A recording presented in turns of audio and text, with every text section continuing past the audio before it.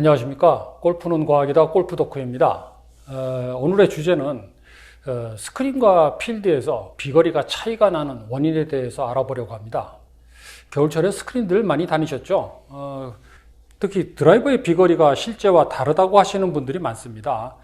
그 원인이 여러 가지가 있겠지만 스크린에서 센서라고 하는 런치 모니터의 원리에서부터 그 이유를 찾아보려고 합니다. 가능한 한 쉽게 설명해 보겠습니다. 이전 제 영상에서도 런치 모니터에 대해서 간단히 알아봤었는데요. 그 런치 모니터라고 하는 센서는 레이더 방식과 카메라 방식이 있고 고정형이 있고 이동이 가능한 휴대용이 있죠. 스크린 골프에서는 물론 천정 고정형 카메라 방식이고요. 이동 가능한 센서는 설치할 때 정렬에 주의해야 됩니다. 제가 가지고 있는 가민 R10을 타석에 놓을 때 각도가 2도만 틀어줘도 200m에서 약 7m 정도의 편차가 나게 됩니다. 그래서 가민 R10을 설치 시에도 이런 레이저 포인터로 정렬을 할 수 있는 지그가 판매되는 게 있어서 구입해가지고 정렬을 해봤어요. 하지만 런치 모니터에서 오차의 가장 큰 원인은 스핀량 측정 오차에 따른 비거리 차이입니다. 결론부터 먼저 말씀드리면 레이더 방식은 금속 마킹볼을 쓰거나 카메라 방식은 표면에 마킹을 한 볼을 쓰고 초고속 카메라를 사용하지 않으면 이 스핀량을 직접 측정할 수 없습니다. 간접적인 방법으로 계산을 해야 할 수가 있죠. 그러면 직접 측정이 안 되는 스핀량을 어떻게 측정하는가 알아보도록 하겠습니다. 그림과 같이 타격된 공이 날아갈 때 스핀은 스핀 축을 중심으로 회전을 하게 됩니다. 스핀량은 벡터량이니까 진행 방향으로의 백스핀 그리고 직각 방향이 사이드 스핀으로 나누어 볼 수가 있습니다. 공의 스핀은 공의 진행 방향과 클럽 헤드의 임팩트 시 진행 방향 그리고 클럽 페이스의 수직 방향 이 세 가지 데이터로 계산이 가능합니다. 예를 들어 보면 위에서 보는 경우 공의 방향 A와 헤드의 진행 방향 B 그리고 페이스면의 방향 C가 모두 같으면 사이드 스핀은 제로입니다.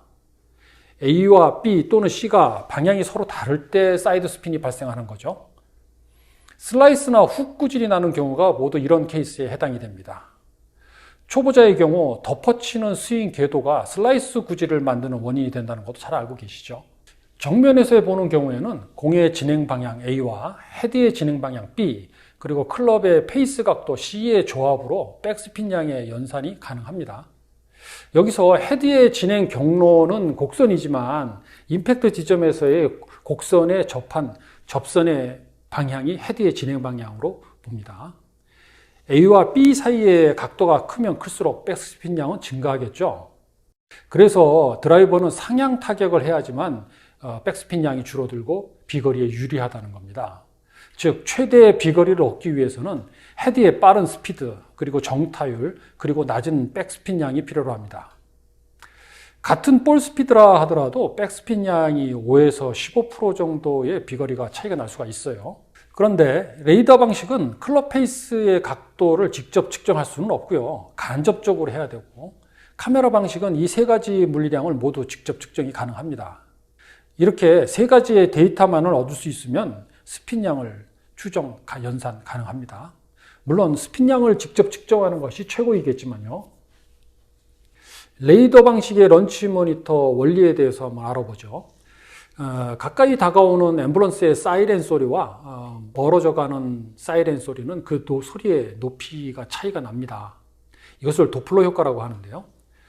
레이더는 마이크로웨이브 전파를 발사해서 반사돼서 돌아오는 전파를 주파수의 차이를 가지고 그 물체가 접근하는 방향과 속도 등을 알 수가 있습니다. 이 레이더에 사용되는 센서가 바로 도플러 센서이고요. 여기에 수신부를 여러 개 배치하면은 각 수신부에 주신 주파수가 약간씩 다르게 되고요. 그 차이를 가지고 물체의 속력과 방향까지도 측정할 수 있는 겁니다. 이 도플러 센서를 사용한 것이 배나 항공기에서 사용되는 레이더이고요. 군사용으로 A사 레이더라는 것도 같은 원리입니다. 그 센서의 개수가 어마어마하게 많죠. 간혹 레이더하고 레이저를 혼동하시는 분들이 계신데요. 레이저는 빛입니다. 어쨌든 근데 이 방식으로는 공의 스핀량을 직접 측정할 수가 없습니다. 그래서 타이틀 리스트에서는 그 RCT 볼이라는 공 내부에 전파를 반사할 수 있는 금속 마킹을 한 골프공이 판매가 되고 있어요. 트랙맨하고 함께 개발을 했다고 하는데요. 레이더 방식 런치 모니터용 볼이라고 합니다. 저도 해외 직구로 간신히 주문을 했는데 아직 도착 전이고요. 배송이 되면 R10에서 그 차이를 확인해 보도록 하겠습니다. 물론 공의 표면에 작은 은박 테이프 점을 붙이는 방법도 있기는 한데요. 자꾸 떨어져서요. 금속 마킹이 된 볼을 사용하더라도 실내에서 측정하는 경우에는 임팩트 후 최소 2회전의 측정 범위가 필요하다고 합니다. 가민 R10사의 권고사항을 보면 공의 스피드가 155마일/아워일 때 최소 10피트, 약 3m의 공간이 필요하다고 하네요. 타석과 스크린 간의 공간이 3m 이상 돼야 된다는 거죠. 그럼에도 불구하고 레이더 방식은 클럽 페이스의 각도를 직접 측정할 수 없기 때문에 오차가 있을 수밖에 없습니다. 카메라 방식의 런치 모니터는 임팩트 순간을 고속으로 촬영을 해서 머신 비전이라는 영상 인식 기술을 사용해서 공의 발사 시 속력, 방향, 스핀량 등 물리 데이터를 측정할 수 있습니다. 지금은 머신 비전이라고 하는 영상 인식 기술이 엄청 보편화되어 있죠. 산업용 제품 자동 검사에서부터 얼굴 인식, 자율주행, 다양한 분야에서 많이 활용되고 있습니다.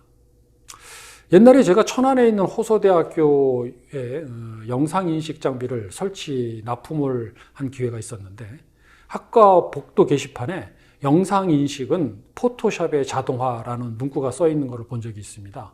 굉장히 크게 공감이 되더군요. 골프존 스크린에 가보면 구형은 천정에 2개, 투비전은 천정과 정면에 각각 하나씩 카메라와 조명이 붙어 있습니다. 2개의 카메라는 정면과 탑에서 찍는 게 정확도가 높습니다. 3D 인식하기도 좋고요. 스크린 골프의 카메라에서 영상 인식을 어떻게 하는지 간단하게 한번 알아보겠습니다. 임팩트 순간을 정면에서 슬로우로 찍은 영상입니다. 물론 사람 눈에는 잘 안 보이는 밝은 적외선 LED 조명을 사용하고요. 매우 빠른 프레임으로 촬영을 합니다. 타격 직전의 공과 마지막 위치의 사진을 선택합니다. 칼라 데이터는 필요가 없으니까 흑백 처리를 하고요. 노출값 보정 및 영상 처리 기술로 그 노이즈들을 제거합니다. 공만 남겨놓고 나머지 불필요한 것들은 모두 제거를 하는 거죠. 이제 이 2개의 사진에서 공의 중심점을 찾습니다. 그리고 2 사진을 더해서 합치게 되죠. 처음 위치를 원점으로 하고 다른 공의 위치를 가지고 발사각을 찾고 2 공의 이동 거리를 촬영 시간 간격으로 나누면 속력이 되겠죠. 같은 과정을 위에서 찍은 영상에도 반복을 하면은 3차원 공간에서의 발사각과 속도를 계산할 수 있습니다. 이 예제는 영상 처리를 간단하게 설명하기 위해서 그림판과 파워포인트만으로 재구성해 봤고요. 실제 영상 처리 프로그램에서는 좀 더 복잡한 알고리즘을 사용하겠죠. 그런데 실제 상황에서는 어떤가 한번 따져보겠습니다. 스크린 골프에서 매트의 촬영 범위를 약 1m라고 가정하고요. 프로의 공이 약 120마일/아워면은 초속 약 53.64m/s가 됩니다. 즉 1m를 지나가는데 18.5ms 정도 걸린다는 거죠. 골프존에서 사용되는 고속 카메라의 스펙이 0.5메가픽셀에 300fps라고 합니다. 촬영 간격이 최소 3.3ms인 거죠.